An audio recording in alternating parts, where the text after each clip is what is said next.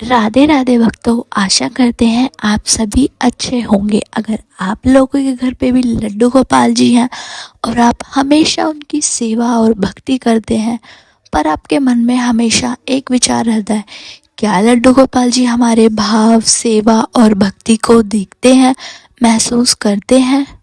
और अगर आप भी यही देखना चाहते हो कि आपके घर में जो लड्डू गोपाल जी है वो जागृत है, आपकी सेवा भक्ति को वो देखते हैं, आपकी प्रार्थना सुनते हैं, तो वो आपको ये सारे संकेत ज़रूर दिखाते हैं। और ये सारे संकेत आपने कभी ना कभी देखे तो ज़रूर होंगे, पर कभी आपने इन पर ध्यान नहीं दिया होगा। तो सबसे पहला संकेत तो यही होता है कि हम जब भी भोजन बनाते हैं तो हम स्वयं ग्रहण नहीं करते, हम सबसे पहले लड्डू गोपाल जी को भोग लगाते हैं।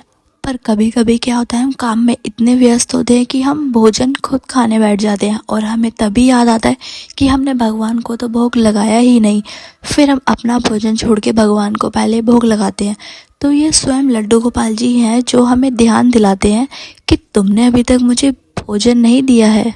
तो सबसे पहला संकेत तो यही हुआ कि आपके लड्डू गोपाल जी जागृत हैं। और कभी कभी हम पहले से ही सोच लेते कि आज हम लड्डू गोपाल जी को इस प्रसाद का भोग लगाएंगे, पर ना चाहते हुए भी वो उस प्रसाद का भोग ना लगते हुए किसी और प्रसाद का भोग लग जाता है। तो ये लड्डू गोपाल जी हमें दिखाते कि उन्हें आज ये भोजन नहीं खाना, उन्हें आज कुछ अलग भोजन खाना है। तो इससे पता लगता है कि हमारे घर में जो लड्डू गोपाल जी है वो जागृत है और वो हमें संकेत देते हैं कि उन्हें क्या पसंद है और क्या नहीं। और दूसरा संकेत, अगर आपने पहले से ही सोच लिया कि आपने लड्डू गोपाल जी को स्नान कराने के बाद ये वाले वस्त्र पहनाने हैं, पर ना चाहते हुए भी वो वस्त्र आप पहना ही नहीं पा रहे और दूसरे वस्त्र आपने पहना दिया है, तो ये लड्डू गोपाल जी की महिमा ही है। उन्हें आज ये वस्त्र नहीं, अपनी मर्जी के वस्त्र पहनने थे। तो आपने जो सोचा था आपने वो नहीं, जो भगवान ने सोचा था आपने उन्हें वो वाले वस्त्र धारण करवाए हैं। और तीसरा संकेत, अगर आप कभी बाहर जाते हैं अपने लिए सामान लेने, पर आप लाते लड्डू गोपाल जी के लिए हैं, तो ये स्वयं लड्डू गोपाल जी के जागृत होने का संकेत है। क्योंकि आपने तो सोचा भी नहीं था कि आप लड्डू गोपाल जी के लिए कुछ लाने वाले हैं, और आप तो अपने लिए लाने वाले थे, पर आप लाए किसके लिए? लड्डू गोपाल जी के लिए।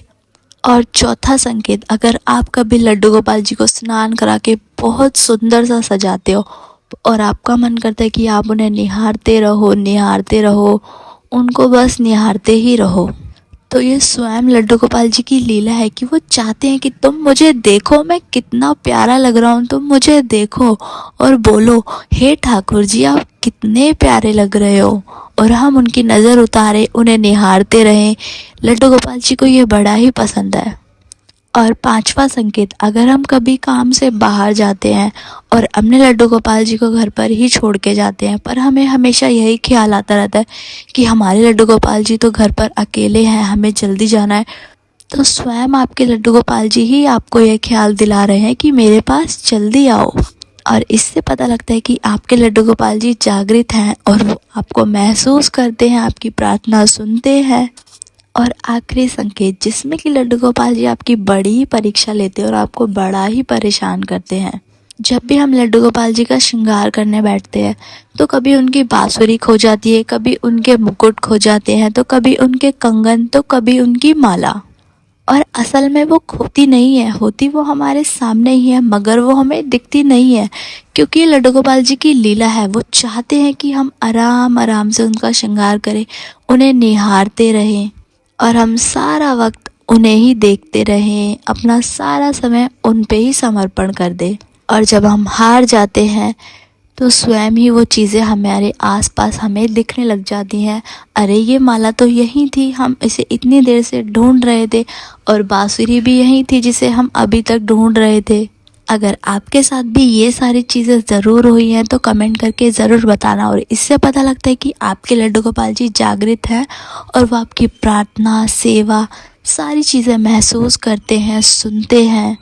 तो आगे से लड्डू गोपाल जी की सेवा करते समय चालाकी नहीं, भाव से, दिल से, सच्चे दिल से उनकी सेवा करना और प्रार्थना करना, क्योंकि वो हमें सुनते हैं और जो हमारे लिए सही होता है वो हमें समय आने पर अवश्य देते हैं।